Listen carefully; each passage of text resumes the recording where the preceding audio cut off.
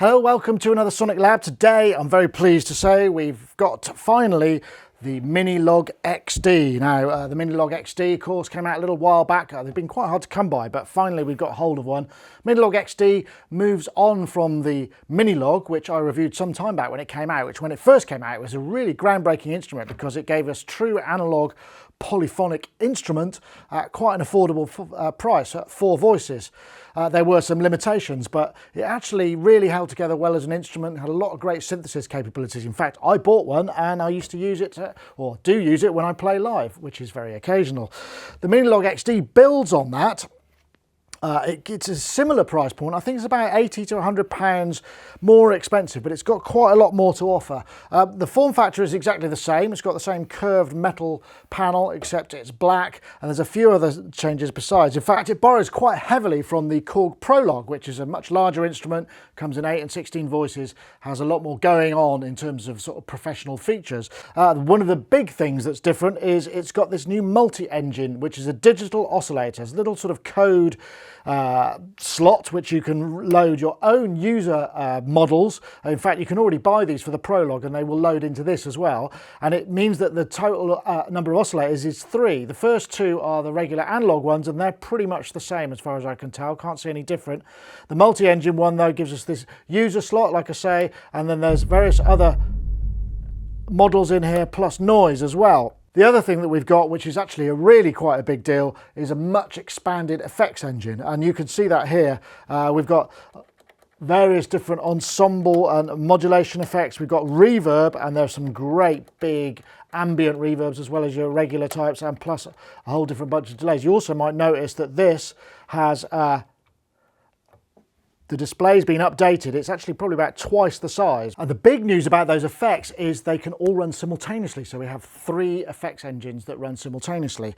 Some other things is we've also got this 16-step sequencer indicator. Before it was only 8 and you had an A and a B row, whereas this one's also got the motion sequencing. If I just quickly look here, you can see we've got tracks and it shows us the tracks and the motion view, so we can record motion, and that's the same deal. So you can record just the motion and have it as a modulation source. Now the filter is, I think it's taken more from the Prologue, but it's got this drive, so we can add 100% or 50% drive here, and that really makes it sort of bark and quack and kind of adds quite a lot of additional tonal characteristic.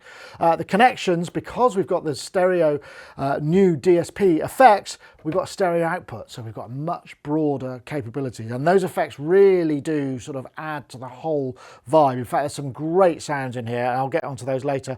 Additionally, we've got a damper pedal, we've got CV in 1 and 2, which we can map to various features inside the Minilogue, sync in and out, MIDI in and out, USB and DC 9 volt. Everything else is pretty much the same. But like I say, I'm very pleased to see that they've actually kept the sort of same topography pretty much. They haven't messed around with it too much and sort of broken it. It feels very familiar if you're already used to the Minilogue. One other feature is we've also got this joystick as opposed to that funny little lever. So let's get on and take a listen. Let's just play you a little bit of this. Let's take it down an octave.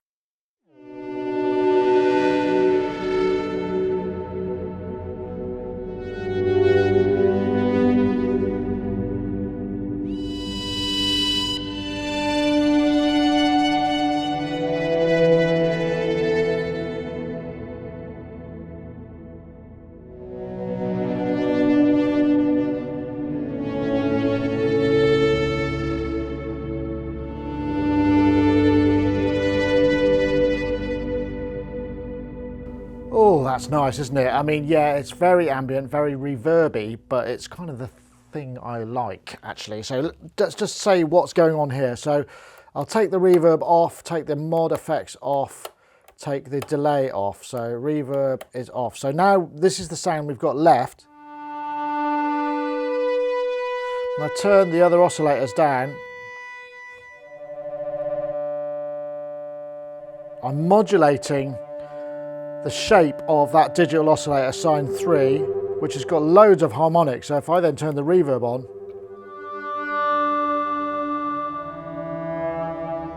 the reverb is also very interesting. If I just, let's get the, if I take perhaps some of these down and we go for a straight, you'll be able to hear what's going on. So this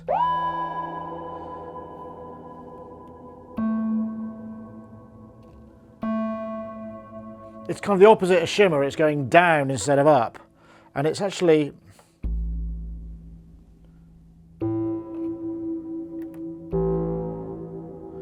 it's quite subtle, but when combined with all those additional harmonics, you get this kind of quite big, beefy, sort of low frequency aspect to it. So anyway, that's quite nice. Let's try, I've got another one here, I'm not quite sure. Again, using the Submarine.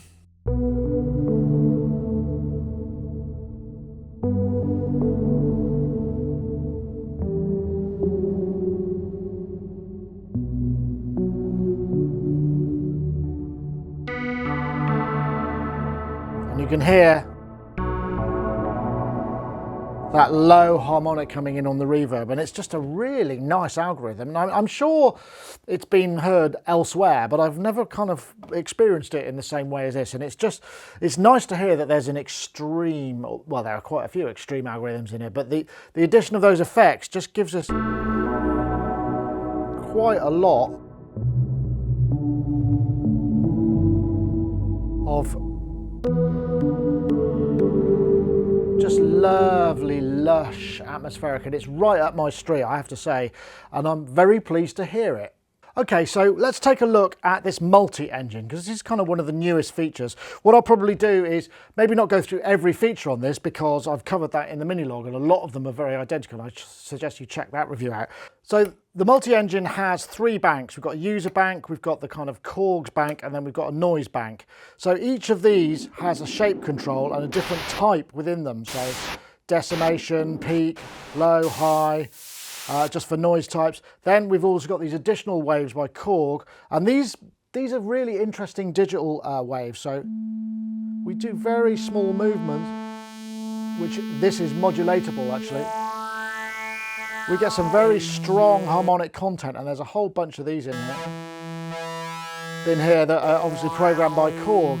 But additionally, you go into edit mode and you get all these different additional parameters like the feedback and noise depth and various different other oscillator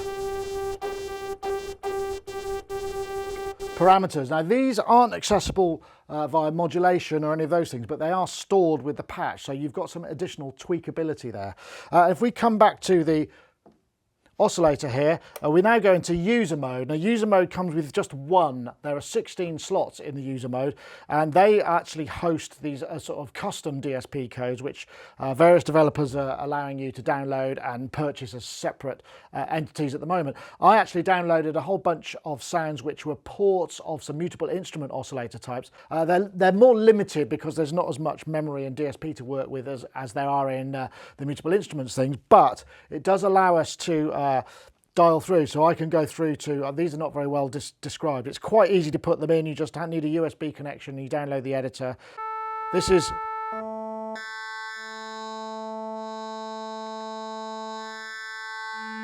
I put, I don't know, 12 or 13 of these types in here. And again, very harmonically rich. Again, if we come back to our program edit, we can change the octave of the multi-engine. There's also that you can run it pre-VCF and post-VCF, which is kind of cool. So, and again, we've got additional parameters depending on the algorithm that we've got loaded up. So lots of additional sound shaping capabilities there. And once you add those additional harmonics in and add them to the effects engine, you get some really lovely stuff. So let's now take a look at some of the other features. We'll start with the sequencer. I'm going to just place something in here that's fairly straightforward, just to kind of...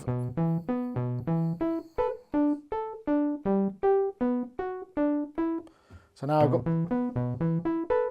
You can hear it's polyphonic because I put a fluff in there. So I might add... I can also real time it.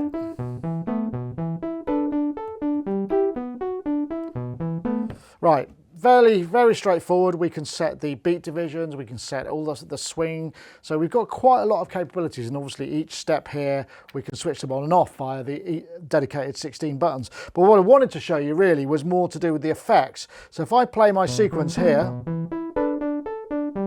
now I'm going to go into, let's get the reverb on.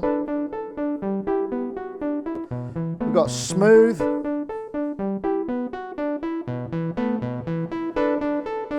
try a bit of delay. We'll see if we can spice it up a bit. That's quite nice because we can have all these effects on as individual effects. Back to the reverb, turn the delay off. Let's turn the delay down a bit. Let's get the reverb on, and we can go through some of these. We've got arenas. Some fairly large and interesting plate. Where the interesting stuff is, we've got some of these more ambient, never-ending, and the riser, which is if I play this now,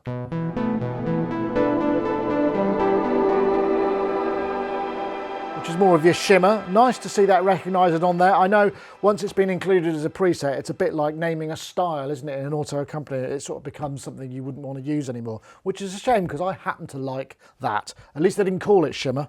Then we've also got this other thing, which is submarine, which I was using in some of the other patches, which are the opposite. It takes it down. It's really nice for creating these sort of big ambient patches that'll just, you don't need anything else. You know, that's the thing I like about the Minilogue. You can create sound beds and pads and things that just fill up all the available space, which for an instrument of this price and this what seems to be simple is really impressive. But there's more. So if I just, maybe if I take the reverb off, put this back on. We go to mod as well, we'll turn that on. We've got chorus, ensemble, phaser. Not as extreme as I would like. I'd like to see a bit more extremity in some of these settings.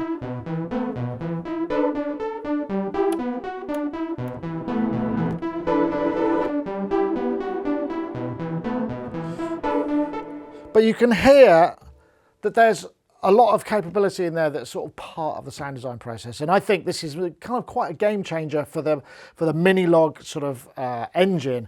It really opens things up, and some of the sounds of this are really lovely that you could get. I mean, I've concentrated on some of the ambient things, but yeah, there's plenty there. Like I say, the only thing I would say, a little bit disappointed that we didn't get a bit more extremity in the modulation department. But there's also good news. In the same way that you can load your own user multi-engine slots, you also appear to be able to load your own effects algorithms and programs.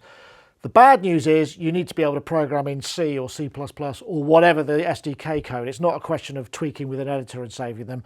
And I haven't been able to find any to load in, but in the same way that you can load banks of user multi-engine, you can use banks of user reverbs, user delays and user mods. So it's quite possible you'll be able to create some more extreme effects or buy some from a third-party developer to really open it up. And I think there's something like 10 slots per bank in here, which give you that capability. So I look forward to seeing what those are going to be like from people. There are quite a lot of other tweaks to the engine as well, which I should probably show you. If I go into edit mode, global edit, we can just have a look at some of the potential changes. There's user scales, there's user octaves, so you can kind of basically write your own notes. And so, you know, the equal temperament, all kinds of other different sort of ways of setting the machine up. And I know people that are perhaps into programming their own scales, they'll be in heaven with this because yes, you can do that. Also, the other thing that we've got in here is the arpeggiator, and the arpeggiator can be used in combination with the sequencer to create some very interesting parts. In fact, I think I've got a patch here. If I try and load that, and I just play this. This is actually running on the arpeggiator, and I've got some various bits of motion going on here, but I can additionally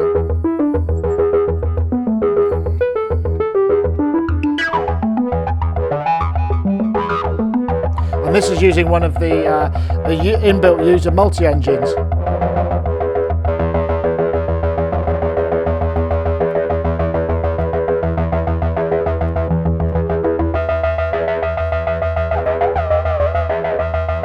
So I guess I could record that.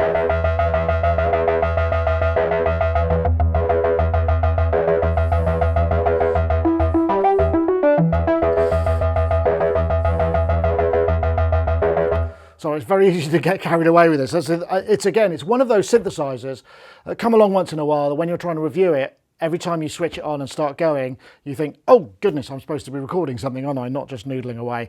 And that's what I liked about the original Minilogue, and the XD does not disappoint in any way with that either. So I'm very pleased to be able to say that, you know, it has the same compelling characteristics that the original has, but more so.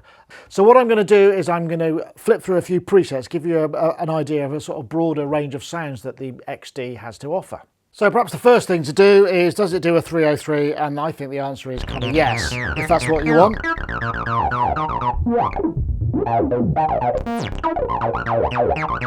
A 16-step sequencer allows for that. Let's take a listen to another couple of sounds.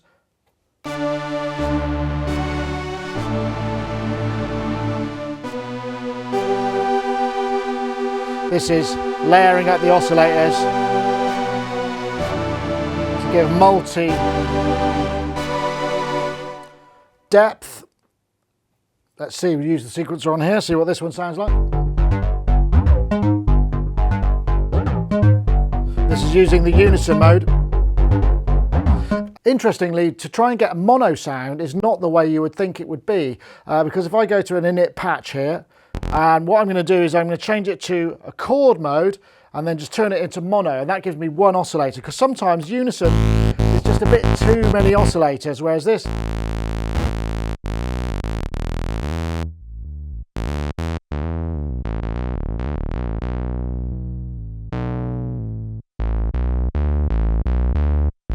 add a bit of drive.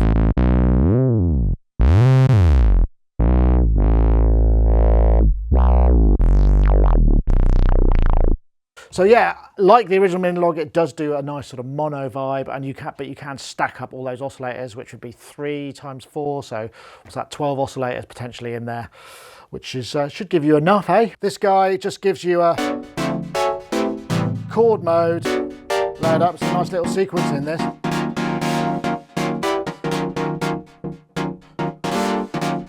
Using the noise oscillator.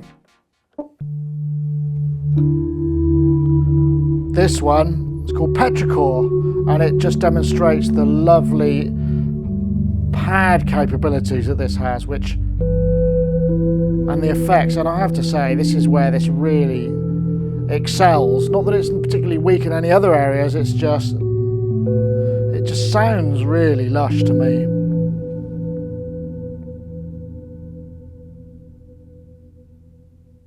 This pad shows off the kind of sounds like wave sequencing, because it's using the digital oscillator to modulate those high harmonics.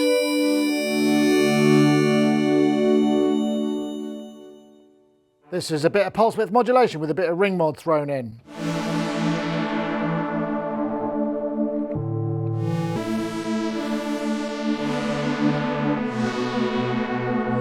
And it's interesting, isn't it? I mean, you'd think really, I mean, if this was an 8-note polyphonic, it would be awesome, but I guess that's what the Prologue's for. But even four notes gives you a lot, can take up a lot of space, and it makes you think a little bit more carefully about the notes you're playing, because you don't want to steal. So you can get some very interesting kind of intervals and big sounding sounds from a 4-voice poly. And this is more of a sort of bass sound, which will give you, showing off the sequencer. Got quite a lot of motion going on in this one. And there's a lot of bottom end there.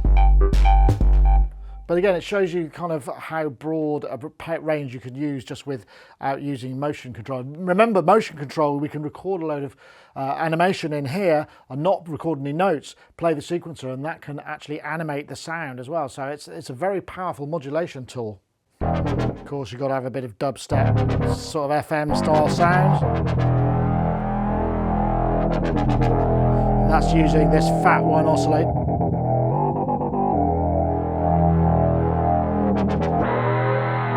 Yeah, it does do sync. Uses the pitch of oscillator 2.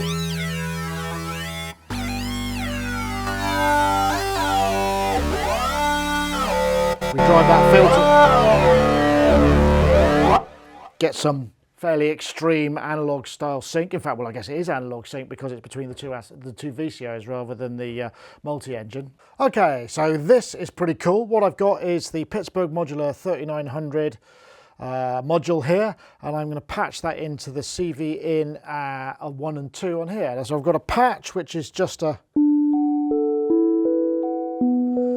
very simple patch here. So first of all, I'm going to take the end. I've got the MIDI coming out of here and into the 3900 so that you can see it's triggering the envelope. Now I'm going to come out of the envelope and go back into CV1, and CV1, if I press, we can press and hold, we got all of these different assign modes here. So I've got set it to modulation mode. I can set it to be CV and gate, positive and minus, which means, well, I guess we can control the CV and gate of the input, but I'm in modulation mode. I'm routing this to the delay time on 1 and also the cutoff. And what I'm using the cutoff here, and then I've got it 100%. So now when I play this,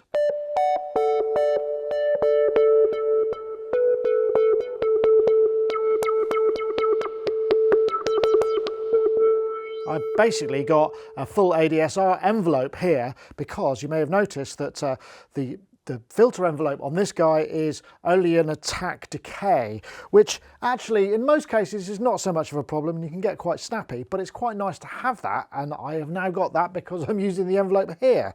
So, but the other thing I was going to do is I've got the clock here, and I'm going to trigger the clock. So it's actually looping the envelope here from the clock output, so I've just got that. But the other thing I've got going on is I'm taking CV out 2, and this is from the LFO, and I'm routing that to delay time. So now if I switch the delay on, I can modulate.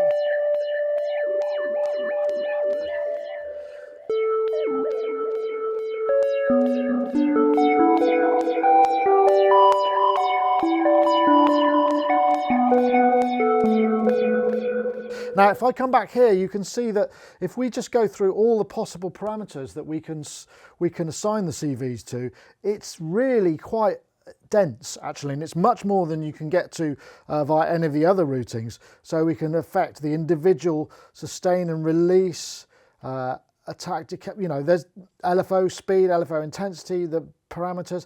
It's really opens up quite significantly the additional routing, and it's a nice little addition to bring in all of the extra CV stuff. And if you need to get past the fact that there's only an attack decay envelope, you can do that as well.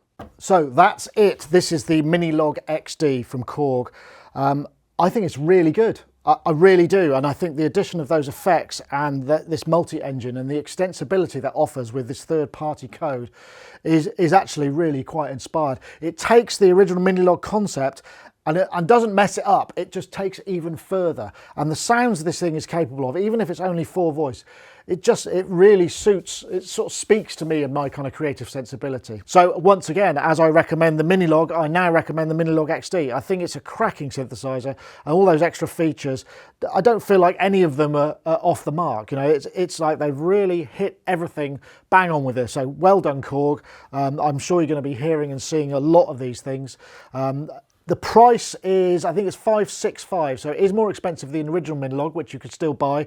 Other currencies will scroll below, but I don't think that is expensive for what you get. It's a well thought out, great sounding analog synthesizer with that digital capability and great effects. Thanks for watching. See you next time.